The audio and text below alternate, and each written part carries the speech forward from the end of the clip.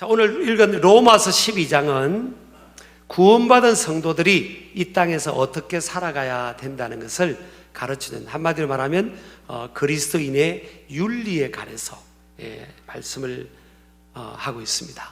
이 말씀에는 뭘 하라, 뭘 하지 마라 이런 내용이 있어요. 이러면 하라, 하지 마라 이런 내용들은 하나님 보실 때 아주 중요한데 왜 하라, 하지 마라고 했겠어요? 이것은 강조하지 않으면 안 된다는 거예요. 그래서 명령형으로 지금 강조를 하고 있거든요.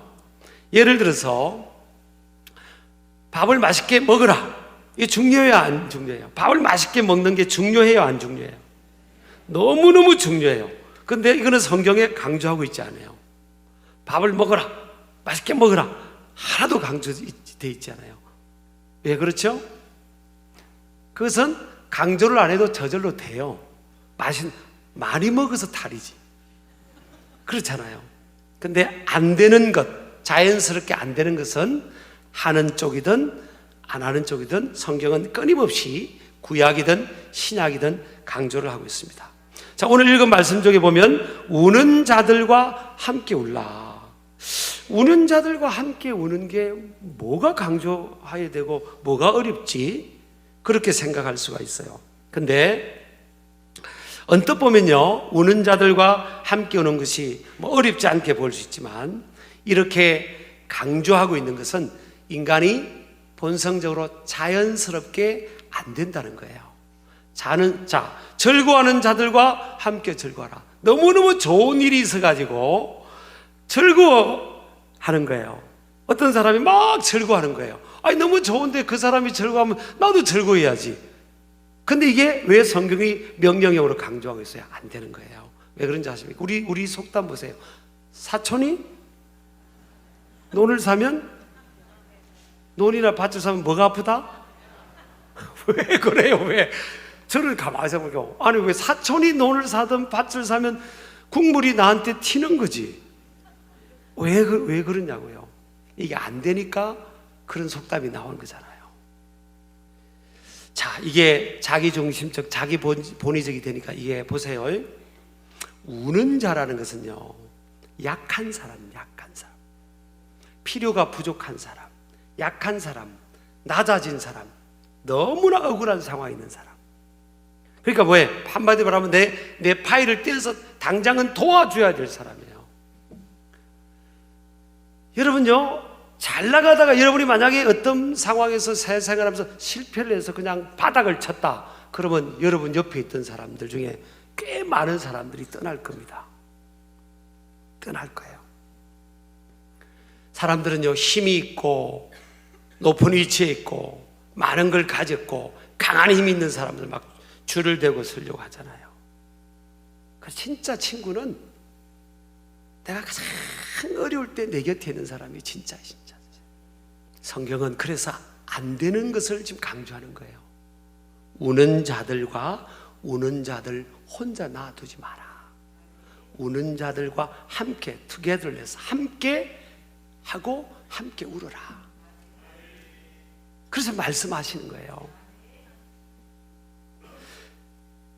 억울하거나 결핍과 깊은 상처와 몰이의 상황에서 일어나는 이 우는 감정, 그런 상황에 있는 사람들과 함께 하는 것, 내 중심적이고 타락한 본성을 가진 우리가 쉽지 않은 거예요. 그러나 성경은 그래서 명령형으로, 우리의 선택이 아니라 명령형으로, 옵션이 아닌 오블리게이션으로 그렇게 해라 강조를 하는 거죠. 이 우는 사람들과 함께 또 말씀을 보니까 제가 제목은 우는 자와 단수로 뽑았지만요, 성경은 우는 자들과 그랬어요. 우는 자들, 복수가 나와 있어요. 아니, 한 사람만 도와주라면, 평생에 우는 한 사람만 도와주라면 할만할 텐데, 아이 세상에 이래 봐도 우는 사람 많고 저래 봐도 많고 앞에도 많고 뒤에도 많고 지역에도 많고 나라에도 많고 저 세계도 많고 튀르키예 시리아 지금 우는 사람들이 너무 많은 거예요. 그래서 이 함께 한다는 것, 함께 하면, 우는 자들, 연약한 자들과 함께 하면 내 파일을 떼주고 나눠주고 그들의 짐을 나눠줘야 되니까 자기 본의적인 그런 이 본성을 가진 저를 포함해서 우리가 그러고 싶지 않을 거예요. 솔직히 그러고 싶지 않은 겁니다. 여러분, 대단히 잘 나가는 사람이 전화 한 통해서 우리 안무개님, 우리 언제 한번 만나서 식사합시다. 예. 그러잖아요. 여러분, 당장 약속 잡지 않습니까? 너무너무 힘들어서 우는 사람이 한번 만나달라면요, 누가복음 18장에 보니까 그 홀로 된 여인이 억울한 일을 겪어가지고 그 지역의 재판관 만나서 만나달라 그러니까 안 만나주는 겁니다. 만나주질 않는 거예요. 뭐 만나줘야 이윤이 없거든요. 제가 언젠가 어떤 어려움 당한 분이 있어서 이제 변호사 선임 때문에 이렇게 함께 했더니 당장 변호사가 성공보수를 얼마 줄 거냐 그러더라고요. 그래서 성공보수 줄 돈도 없다고 그랬더니 그러니까 뭐 대충 변호해주고 서류만 해주고 그러더라고요. 그렇지 않은 좋은 변호사도 너무 많지만 일반적으로 여러분, 우리가 내 이익이 당장 안 되면요, 그게 손 담글려고 하지 않고 발 담글려고 하래요. 이 인간의 본성이라니까, 저를 포함해서. 그러니까 우는 자들과 함께 우는 게 이게 자연스러운 게 아니에요. 근데 여러분, 성경은요, 우는 것에 관하여 굉장히 강조하고 있습니다. 다윗의 시에는 여러 번 우는 것을 강조하고 있는데 다윗은 잘 우는 사람이에요. 그래서 저는 개인적으로 사람들을 즐겁게 하는 사람이 있잖아요. 뭐 개그맨이나 개그우먼이나 또 사회생활 하다가 막 우리를 즐겁게 하는 사람들 있죠? 안 만나보셨어요? 그런 분 있으시잖아요. 그런 분은 저는 이렇게 가볍게 보지 않습니다.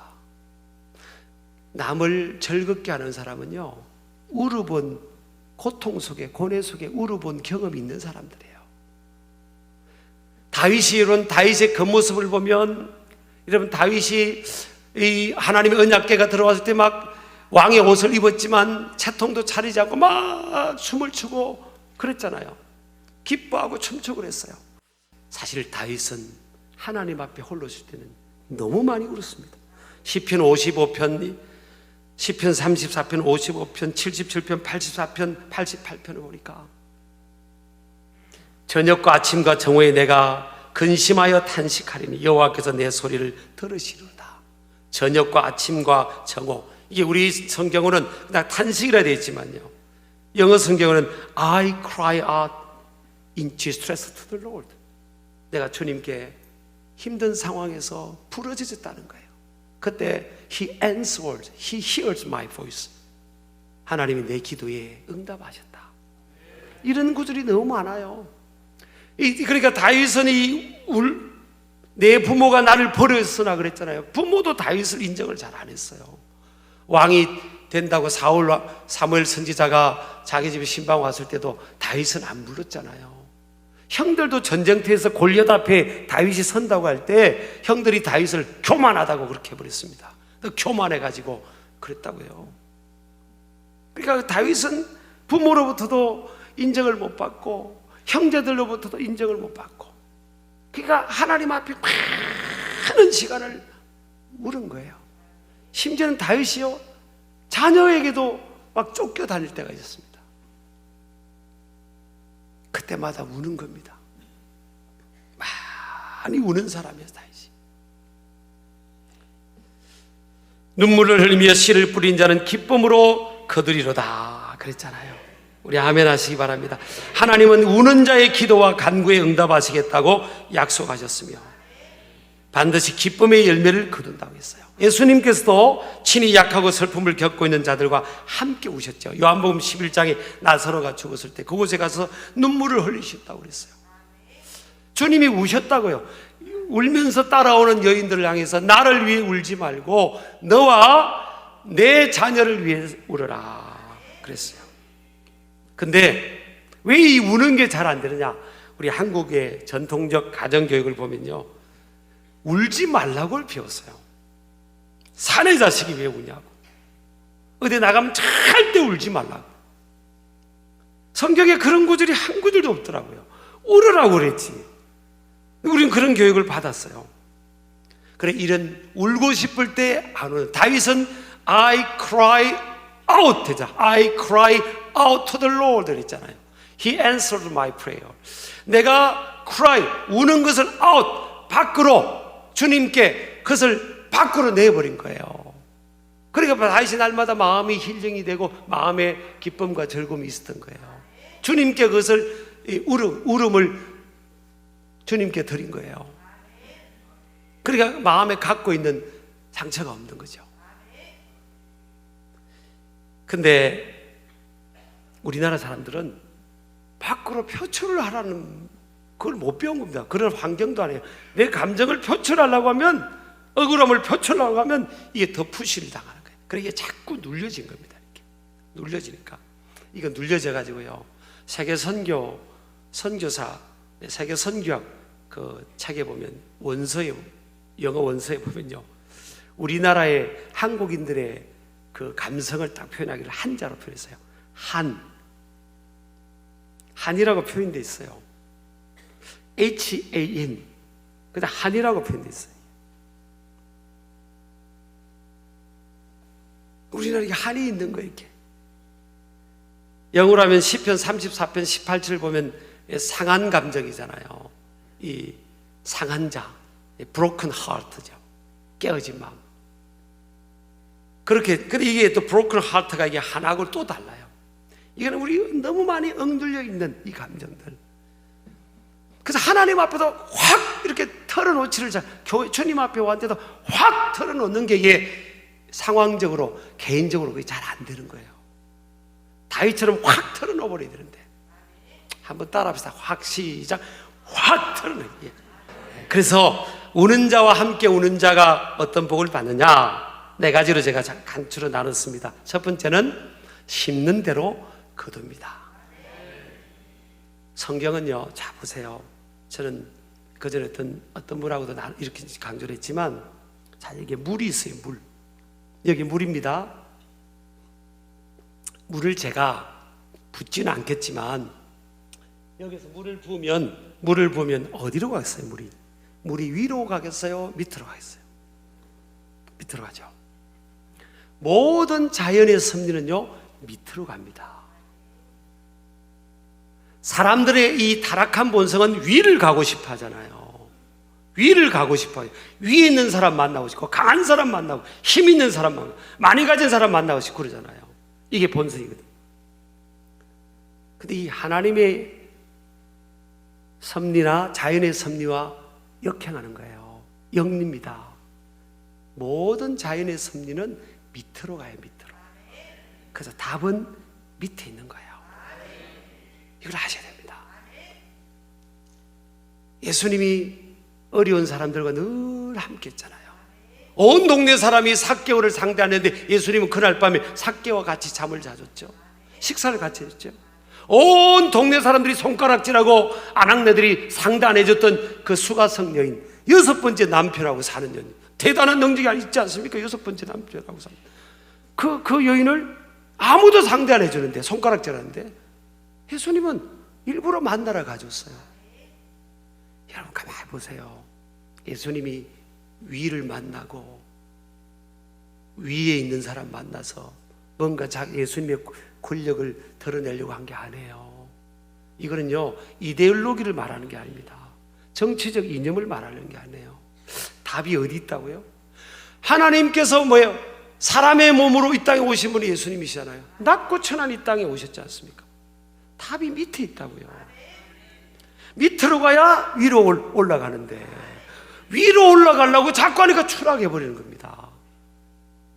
우는 사람, 가장 밑바닥에 우는 사람들과 함께하면 하나님께서 높여도 주시는 거예요. 심는 대로 거둔다고요.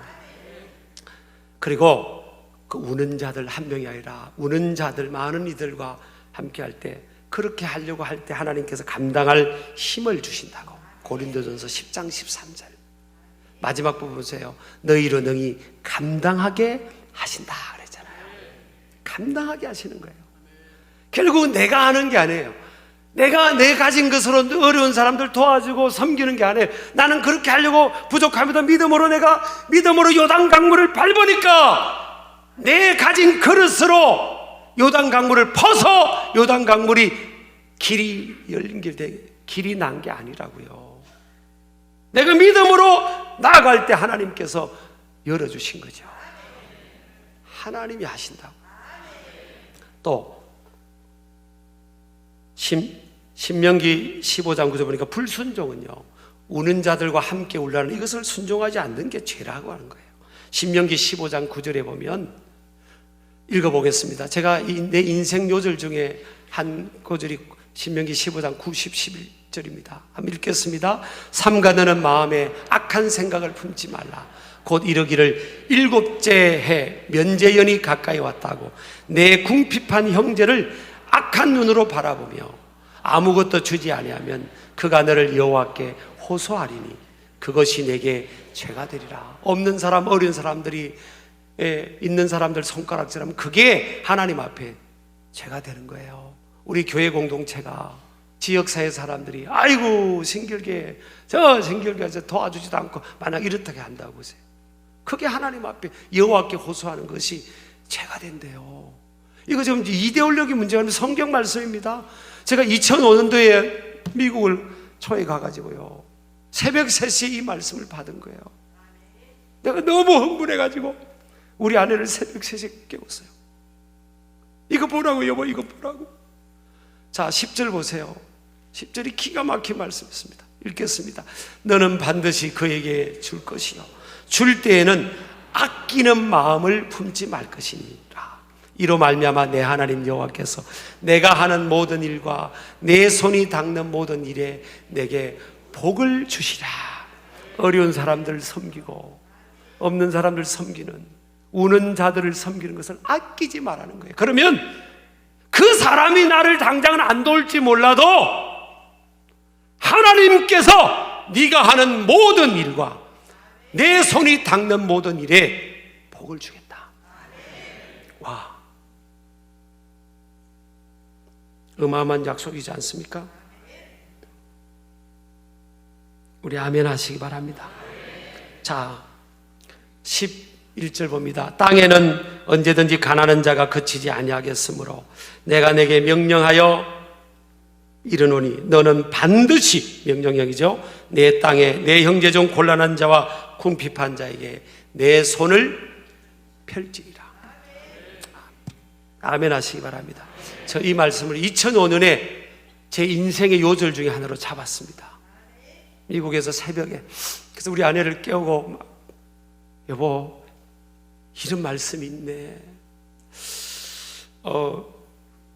제가 이제 할아버지 할머니 밑에서 이제 자라면서 예전에는 동네에 거지들이 많았어요. 아이들 거지들이 있어요. 아이들. 그럼 남자 아이들이 막 동냥을 들어가면 불러서 뒷덜레 해가지고 우리 집으로 내 방으로 해서 아이 목욕시켜주고, 그리고 이제 밥 차려서 먹여주면 우리 할머님이 참 천사처럼 좋으신 분인데, 아유 기옥이가 또 거지 데려왔다 거지 데려왔다 그랬어요. 그리고 이제 목회를 이렇게 담임 목회자로 이제 서산교회에서부터 하면서 2005년도 받은 이 말씀을 가지고, 그래 어려운 사람들을 섬겨야지. 그래서 우리 교회 공동체와 함께 어려운 사람을 섬기고, 신길교회 와서도 마찬가지 않습니까?